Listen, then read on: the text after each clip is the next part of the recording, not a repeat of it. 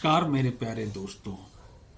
मैं आज एक ऐसा वीडियो दिखाने जा रहा हूं जो आपको चौंकाएगा ही नहीं बल्कि आपको हैरान कर देगा। और इसके पीछे जो चालाकियां, जो षड्यंत्र छुपा हुआ है वो पूरा मैं आपको बताऊंगा। पहले ये वीडियो देखते हैं, फिर आगे चर्चा करते हैं। दोस्तों, मैंने वोट कर दिया है और मैंने ये वोट किसको किया है आपको सुनकर बड़ा आश्चर्य होगा। मैंने ये वोट भारतीय जनता पार्टी को किया है। ज़िंदगी में पहली बार मैंने भारतीय जनता पार्टी को वोट किया है। अब तक मुसलमानों पर एक एलिगेशन ये लगता रहा कि भारतीय जनता पार्टी को हराने के लिए मुसलमान वोट करता है, लेकिन ये मैंने वोट इसलिए किया आज बीजेपी को कि दिल्ली के अंदर बीजेपी जीते। मैंने बीजेपी को वोट करके अपने वीडियो को इसलिए वायरल किया है कि मुसलमानों को डराया जाता है बीजेपी के नाम पर, और विपक्षी पार्टियां ये कहती हैं कि मुसलमान बीजेपी को हराने के लिए वोट करता है, और उनके जहन में, मुसलमानों के दिमाग में ये बात डाली जाती है कि बीजेपी को हराओ, नहीं तो बीजेपी आएगी तो आपके अधिकार छीन लिए जाएंगे, आपका वोटर अधिकार भी छीन लिया जाएगा। इसलिए मुसलमानों के दिल से वो डर ख़त्म करने के लिए मैंने वोट किया है। मैं दिल्ली में अगर बीजेपी सरकार बनेगी तो मैं फिर मुसलमानों से ये कहूँगा कि देखो, इन 5 सालों में मेरा कौन सा अधिकार बीजेपी ने छीना है वो मैं दिखाने और बताने का काम करूँगा। एक नई सोच मेरे दिल में पैदा हुई है कि मुसलमानों के अंदर से वो डर ख़त्म किया जाए।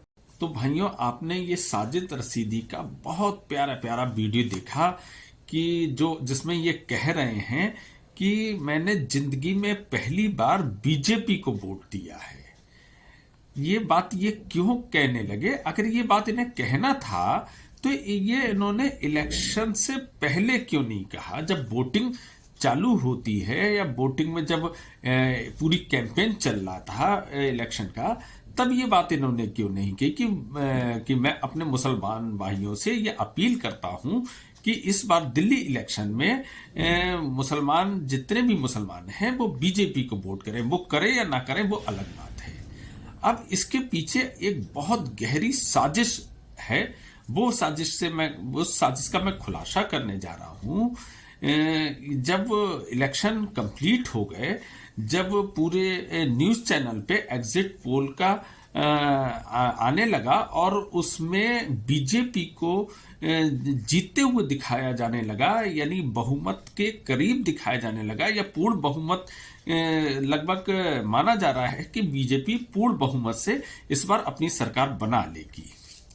तो इन्होंने एक ऐसी गहरी चाल चल दी, एक ऐसी साजिश चल दी, या एक ऐसा षड्यंत्र रचा, क्योंकि इलेक्शन से पहले बीजेपी खुलकर ये बोल रही थी कि अगर हम दिल्ली में आते हैं तो हम रोहिंग्या और बांग्लादेशी को पूरी तरीके से बाहर निकालेंगे। हमारे देश में जो भी अवैध तरीके से रह रहे हैं उन्हें हम दिल्ली से खदेड़ कर उनके देश तक भेजेंगे, यहां पर हम इन्हें नहीं रहने देंगे। तो कहीं ना कहीं इन्हें ये रोहिंग्या और बांग्लादेशियों का ख्याल आया कि यार, अगर इनकी सरकार बन गई तो हम इन्हें कैसे रोक पाएंगे।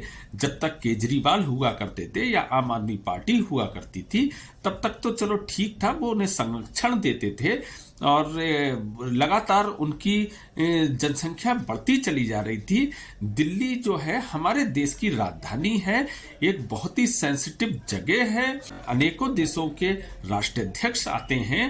एक किसी भी देश की जो राजधानी होती है वो उसका मान सम्मान होता है, लेकिन हमारे देश में इस तरीके का षड्यंत्र रचा गया था कि वहां पर इतने ज्यादा असामाजिक तत्वों को इकट्ठा कर दिया गया कि किसी भी वक्त एक ऐसा विस्फोट हो सकता था जिसमें पूरे देश को जो हिलाया जा सकता था, पूरे देश को अस्थिर किया जा सकता था।